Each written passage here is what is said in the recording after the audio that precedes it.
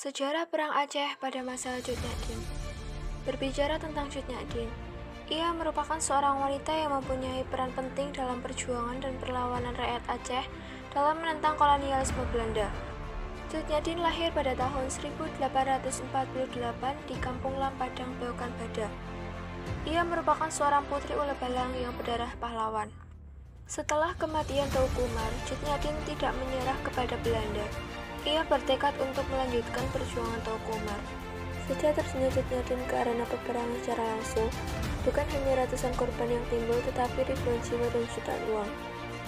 Sebagai pemimpin, ia tidak pernah merasa lelah dan takut. Ia seorang yang fanatik dan tabah, mampu merasakan pahit perjuangan bersama-sama dengan pengikutnya. Masuk dan keluar belantara, naik dan turun gunung hingga ia uzur dan rapuh, tetap rencang terselip di pinggangnya dan siap terminus untuk musuhnya. Cut Nyak didukung oleh Ule Balang, Nolapo, Datuk-datuk, Penghulu, dan lain-lain. Mulai dari yang tinggi sampai rakyat biasa dapat dipengaruhi oleh Cut Nyak.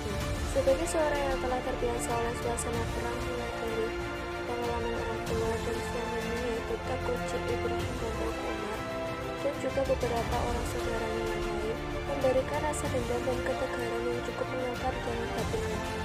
Cut Nyak adalah seorang ibu dan seorang pemimpin di mata rakyat, memberikan ketentraman dan harapan-harapan di dalam hati rakyat untuk sebuah kemerdekaan dan kedamaian. Ada dua orang Belanda yang cukup terkenal pada masa perjuangan Cut Nyak, yaitu Van Houts dan Van der Linde.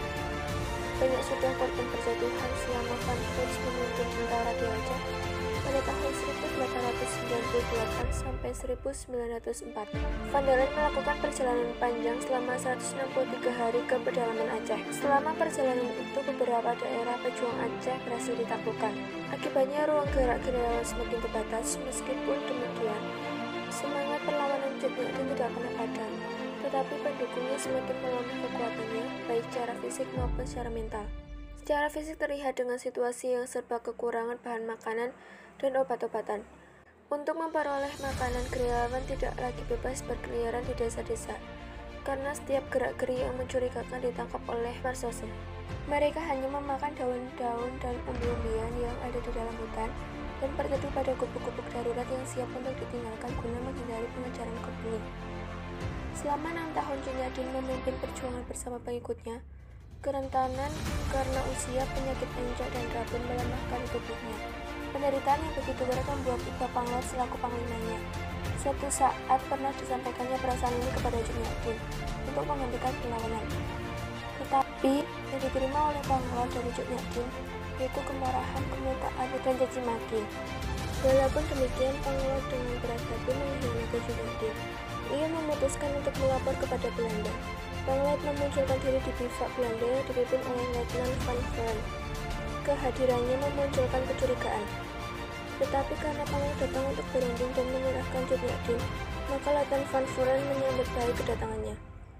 Van Vuren membawa Panglot kepada atasannya, Van Vatman.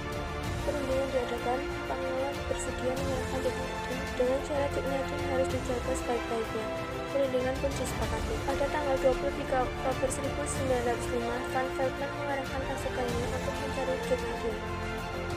Pencarian pertama masih mengalami kegagalan. Perjalanan untuk pencarian Cut Nyak dilanjutkan.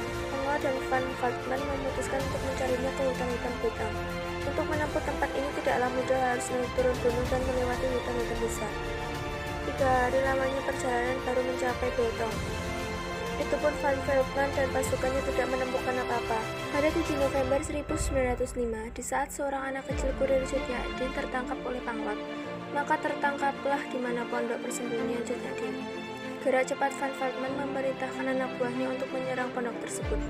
Saat itu Cut Nyak sedang bersama Cut Gambang.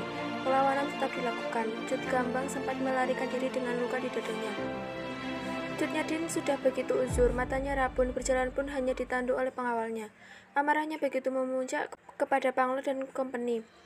Caci maki dan sumpah serapah dilontarkan Cut Nyak kepada keduanya. Van Veltman memberikan rasa hormat kepada Cut Nyak, tetapi Cut Nyak merasa ini tidak ada artinya sama sekali, karena ia merasa lebih baik mati daripada harus tunduk kepada kompeni. Sesuai dengan kesepakatan antara Panglot, Letnan Van Vuren, dan Kapten Van Veltman, maka Cut Nyak dibawa ke Kutarja. Cut Nyadin diperlakukan sebagaimana layaknya seorang putri bangsawan dengan makanan, pakaian, dan pelayanan yang baik. Simpati rakyat tidak pernah berkurang kepadanya. Dalam tahanan di Kutarja berganti-gantian rakyat menjenguknya. Hal ini pula yang menimbulkan kecemasan kepada pemerintah kolonial. Van Dalen yang saat itu sebagai gubernur Belanda di Kutarja tidak menghendaki suasana ini karena dianggap akan membahayakan, karena kemungkinan antara rakyat dengan Cut Nyadin masih dapat dilakukan. Pada tahun 1907, Cut Nyadin diasingkan ke Sumedang. Pada tanggal 6 November 1908, Cut Nyadin meninggal dalam perasingan jauh dari keluarga dan rakyat yang dicintainya.